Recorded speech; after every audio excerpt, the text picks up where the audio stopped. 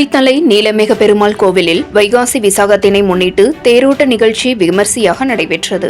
கோவிந்தா கோவிந்தா என நாமம் முழங்க நூற்றுக்கணக்கான பக்தர்கள் தேரினை வடம் பிடித்து இழுத்தனர். கரூர் மாவட்டம் குளித்தலையில் அருள்மிகு நீலமேக பெருமாள் கோவில் அமைந்துள்ளது. முதலாம் பராந்தக சோழன் காலத்தில் கட்டப்பட்ட இக்கோவிலில் வருடந்தோறும் வைகாசி விசாக பெருந்திருவிழா விமர்சையாக கொண்டாடப்படுவது வழக்கம். அதன்படி கடந்த மே 14ஆம் தேதி கொடியேற்றத்துடன் வைகாசி விசாக பெருந்திருவிழா தொடங்கியது. அதனைத் தொடர்ந்து சுவாமி உற்சவர் ஸ்ரீதேவி பூதேவி அம்பாளுடன் சிறப்பு அலங்காரத்தில் அன்னம், கருடன், யானை, ஹனுமான் மற்றும் பூத வாகனங்களில் எழுந்தருளி திருவீதி உலா கண்டார். அதனைத் தொடர்ந்து வைகாசி விசாக பெருந்திருவிழாவின் முக்கிய நிகழ்ச்சியான தேரோட்ட நிகழ்ச்சி இன்று நடைபெற்றது. முன்னதாக சுவாமி உற்சவர் அம்பாள்களுக்கு இளநீர், பன்னீர், தயிர், சந்தனம் உள்ளிட்ட 16 வகையான வாசனை திரவியங்களால் அபிஷேகம் செய்யப்பட்டு சிறப்பு அலங்காரம் செய்யப்பட்டது.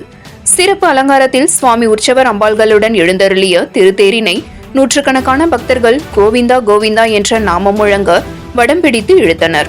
இதில் குளித்தலை எம்எல்ஏ மாணிக்கம் சிறப்பு விருந்தினராக கலந்து கொண்டு தேரினை வடம் பிடித்து இழுத்தார். வழி நெடுங்கிலும் பக்தர்கள் தேங்காய் பழம் உடைத்து அர்ச்சனை செய்தும் வழிபட்டனர். 7 Green News செய்திகளுக்காக கரூர் மாவட்ட செய்தியாளர் சீனிவாசன்.